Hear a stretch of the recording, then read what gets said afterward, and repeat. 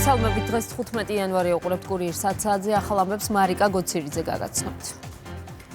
საქართველოს მთავრობის მეთაურის ვიზიტი აბუ-დაბიში დასრულდა. პრემიერი მდგრადი განვითარების კვირეულის სამიძე სიტყვით გამოვიდა. ლიდერთა დიალოგის მთავარი თემა იყო შუა დერეფანი და ევროპისა და აზიის დაკავშირება ენერგიის მეშვეობით. ირაკლი კობახიძემ საერთაშორისო პლატფორმაზე ისაუბრა საქართველოს როლზე, მის სტრატეგიულ ადგილმდებარეობაზე, ინფრასტრუქტურულ პროექტებზე, ანაკლიის პორტის მშენებლობაზე, შავი ზღვის კაბელსა და ქვეყნის ევროინტეგრაციაზე. მანამდე კი საქართველოს მთავრობის მეთაური არაბთა გაერთიანებული საამიროების პრეზიდენტ შეხვდა. შეხვედრისას ყურადღება გამახვილდა ორმხრივი ურთიერთობების განვითარების დინამიკაზე, რასაც ხელს უწყობს მჭიდრო პოლიტიკური კავშირები.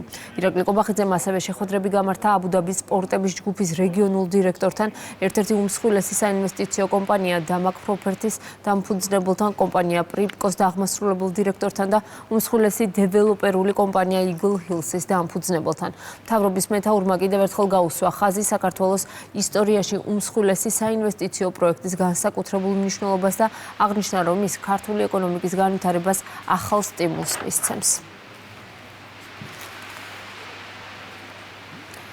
მასშტაბური საპროტესტო გამოსვლების მე-19 დღეა ირანში. ქვეყანა ისევ სრულ იზოლაციაში რჩება. ლოკალურად მუშაობს ილონ მასკის სტარლინკი, თუმცა ყველა მოქალაქეს მასზე წვდომა არ აქვს. დახურულია თეირანის საჰაერო სივრცე. გარდაცვლილ დემონსტრანტთა რაოდენობა ბოლო ცნობებით 12,000 აჭარბებს, თუმცა გარკვეული წყაროები ამტკიცებენ, რომ მოკლულთა რაოდენობა ათობით ათასია.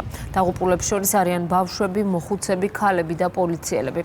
ოფიციალური განცხადებები კეთდება მოვლენების ეპიცენტრში. ირანის საგარეო საქმეთა მინისტრი აცხადებს, რომ ქვეყანაში სიმშვიდე აღდგენილია. დიპლომატის თქმით, მშვიდობიან დემონსტრაციებს მოჰყვა სამდღიანი ძალადობა, რომელიც ისრაელის მიერ იყო ორგანიზებული. მინისტრმა ასევე განაცხადა, რომ უახლოეს მომავალში არც ერთი დაკავებული პირის სიკვდილით დასჯა არ იგეგმება.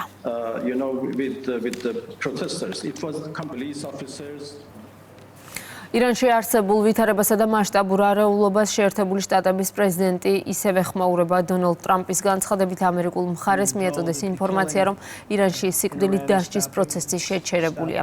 კითხვაზე გეგმავს თუ არა ვაშინგტონი თეირანს თავს დაეცხლას ამ ფორმით ხელისუფლების შეცვლის პროცესი დააჩქაროს. ტრამპი პასუხობს, რომ ამ ეტაპზე მისი ადმინისტრაცია ისლამური სახელმწიფოდან შემოსულ ინფორმაციას სწავლობს და აკორდება, რის შემდეგაც მიიღებს კონკრეტულ გადაწყვეტილებას. ვაცნობეს და საკმაოდ მკაფიოდ გვითხრეს, რომ ირანში დემონსტრანტების მკვლელობა შეჩერდა, ხოლო დაკავებულების სიკვდილით დასჯა არ იგეგმება. თუმცა ინფორმაციას ამ ეტაპზე ვამოწმებთ და მალე გავიგებთ, რას ნიშნავს ეს ყველაფერი. ბოლო რამდენიმე დღის განმავლობაში ბევრი ადამიანი საუბრობდა, რომ დაკავებულებს სიკვდილით დღეს დასჯიან. მერწმუნეთ, ეს თუ მოხდება, ყველანი ძალიან გაუბრაზდებით. თუმცა მაინც კიდევ ერთხელ ვიმეორებ, ვნახავთ, როგორ წარიმართება პროცესი. გრენლანდიაში სამხედრო ძალების განლაგება გაფართოვდება. გადაწყვეტილება დანიის შეიარაღებულ ძალებში გუშინ მიიღეს. მიზეზად მსოფლიოში არსებული გეოპოლიტიკური დაძაბულობა სახელდება, რაც ოფიციალური კოპენჰაგენის განმარტებით არქტიკის რეგიონზეც აისახა. გადაწყვეტილება მოიცავს საჰაერო ხომალდების, გემებისა და ცოცხალი ძალის რაოდენობის გაზრდას, მათ შორის ნატოს მოკავშირე ქვეყნებიდანაც. დოკუმენტის მიხედვით ამ ოპერაციაში წვლილს შეიტანენ გერმანია, საფრანგეთი, შვედეთი და ნორვეგია. ამ ყველაფრის ფონზე კი კვლავ გრენლანდიის შემოერთებაზე საუბრობს შეერთებული შტატები. დონალდ ტრამპი ამტკიცებს, რომ კუნძული ვაშინგტონის დაქვემდებარების ქვეშ უნდა გადავიდეს და ამ ყველაფერს დანია წინ ვერ ახუდგება. უკრაინის ენერგეტიკულ ინფრასტრუქტურაზე რუსული დარტყმების სიმძიმის გამო სექტორში საგანგებო მდგომარეობა გამოცხადდა. ინფორმაციას უკრაინული მედია ვოლოდიმირ ზელენსკის განცხადებაზე დაყრდნობით ავრცელებს. ომში მყოფი ქვეყნის პრეზიდენტმა ხაზგასმით აღნიშნა, რომ რუსეთის დარტყმების შედეგები ძალიან მძიმეა, რასაც კიდევ უფრო ართულებს ამინდის გაუარესება. სარემონტო ბრიგადები, ენერგეტიკული კომპანიები, მაშველები და კომუნალური სამსახურები ახლა ყველა სადღეღამისო რეჟიმში მუშაობს, რათა ქვეყნის მასშტაბით ელექტრომომარაგება აღადგინონ. აღსანიშნავია, რომ უშუქობა განსაკუთრებით ურთულებს ყოფას რეგიონებს, სადაც ტემპერატურა -20 გრადუსამდეა. რთულ მდგომარეობას ქვეყნის შიგნით ახლავს უკრაინის კრიტიკა პარტნიორებისგან სამშვიდობო შეთანხმებასთან დაკავშირებით. შტატების პრეზიდენტის განცხადებით პოტენციურ შეთანხმებას არა რუსეთი, არამედ უკრაინა აფერხებს. როიტერსთან ინტერვიუში ტრამპმა განაცხადა, რომ ვლადიმერ პუტინი მზადაა უკრაინაში შეჭრა დაასრულოს, ხოლო ვოლოდიმირ ზელენსკი ამ პროცესში თავს იკავებს.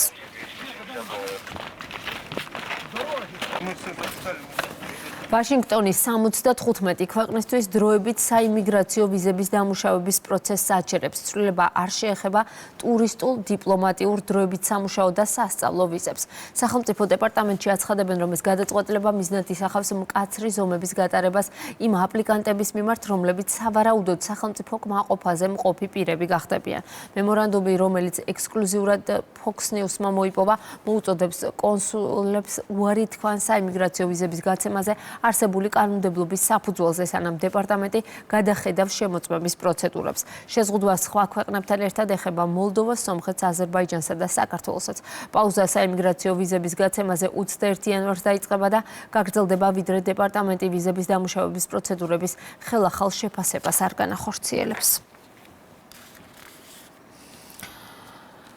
ახლა კი საქართველოს რძის სექტორის განვითარების საკითხებზე დარგის წარმომადგენლებს გარემოს დაცვისა და სოფლის მეურნეობის მინისტრის მოადგილე შეხვდა. საუბარი შეეხო 2026 წელს დაგეგმილ ცვლილებებს, რომლებიც პირველადი წარმოებისა და ცხოველთა გადაადგილების კონტროლის გამკაცრებას, ასევე დამატებით ვეტერინარული ნორმების ეტაპობრივ ამოქმედებას ითვალისწინებს. განიხილეს ნედლ რძეში აფლატოქსინის ღრული ნორმისა და წარმოების წახალისების მექანიზმებიც. ჩვენ ქონდა რამოდენიმე საკითხი მიმდინარე გასავლელი იმ გამოწვევებთან დაკავშირებით, რომელიც დღეს მდგომარეობით არის ბაზარზე და ამ სექტორში ზოგადად და ასევე ვისაუბრეთ იმ სამომავლო გეგმებზე, რომელიც მიმდინარე წლიდან იქნება ჩაშვებული გარემოს დაცვისა და სოფლის მეურნეობის სამინისტროს მხრიდან და დაიხმარება როგორც ადგილობრივ სექტორს, ასევე საბოლოო მომხმარებლის ინფორმირების კუთხით იქნება წინ გადადგმული ნაბიჯები. გაჟღერდა ის, რომ მუდმივმოქმედი კომიტეტების და სამუშაო ჯგუფები შეიქმნება, რომელიც მომავალში იმ საჭირო საკითხებზე ისაუბრებენ, რაც ზოგადად დარგს აღელვებს. სამინისტრო მზად არის წარმოადგინოს თავისი წინადადებები დარგის განვითარების, კონტროლის მექანიზმების გაუმჯობესების ერთი მხრივ, რომელიც ერთობლივად მიმუშავებდა თვლით, რომ ძალიან წარმატებულ ნაბიჯებს გადავდგამთ ამ მიმართულებით. ქართული თეატრის დღე აღნიშნეს ახალციხეში მუნიციპალიტეტის მერმა ვარლამ ციკლაურმა მესხეთის სახელმწიფო დრამატული და ახალციხის თოჯინების სახელმწიფო თეატრების მსახიობებს უმასპინძლა. ადგილობრივი თვითმმართველობის წარმომადგენლებმა მსახიობებს პროფესიული დღე მიულოცეს და ხელოვნების სფეროში ნაყოფიერი მოღვაწეობისთვის მადლობის სიგელები გადასცეს. პირველი შემთხვევა, რომ ჩვენმა შესანიშნავმა ქალაქის მერმა აი ეს ერთობლივად შეკრიბა დრამატული თეატრი, მესხეთის და თოჯინების თეატრი. გარწმუნებთ, რომ შესანიშნავ პიესებს, შესანიშნავ დრამატურგიას, შესანიშნავ სპექტაკლებს ვაჩუქებთ ჩვენს მაყურებელს. მინდა მოგევაცოთ პირველ რიგში თეატრის დღე. ეს დღე ჩვენთვის მსახიობებისთვის არის განსაკუთრებული დღე. მადლობა ყველაფრისთვის ქალაქის მერს, ბატონ ვარლამ ციკლაურს. ეს იყო ძალიან დიდი დამსახურება ჩვენთვის. მისი სითბო, მისი ყურადღება.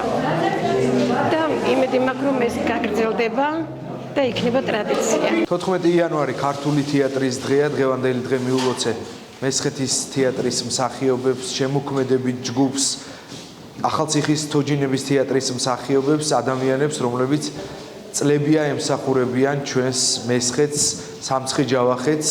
მე მინდა ყველა თეატრალს წარმატება უსურვო და წინსვლა. ქართული პროფესიული თეატრის დღესთან დაკავშირებით ბათუმის დრამატულმა თეატრმა რიგით 157 სეზონი გახსნა. სცენაზე მაყურებელმა დავით კლდიაშვილის ნაწარმოების მიხედვით დადგმული დარისპანის გასაჭირი იხილა.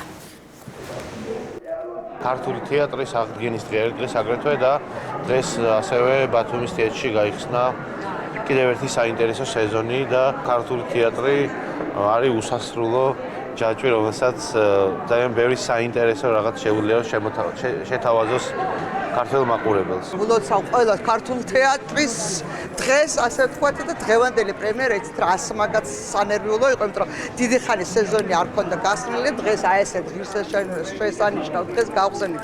სეზონი კლდიაშვილი იმითია ძალიან დიდი და ყოველთვის ვამბობ, რომ ის იძლევა საშუალებას საუკუნეების მანძილზე ატრიალო ისე როგორც ჩვენ გინდა. მაყურებელმა მიიღო იმდენად კარგად, ისე სწორად, ისე გადასარევად, რომ ის რეაქციები ზუსტად იქ იყო, სადაც უნდა ყოფილიყო. ასეთი იყო ახალი ამბები ამ დროისთვის. სხვა სიახლეებს შეგიძლიათ გაეცნოთ ჩვენს ვებგვერდზე. მე ამ მდგომარეობით კურიერი 12-ზე უკვე კესო ქაფიანიძესთან ერთად დაბრუნდება.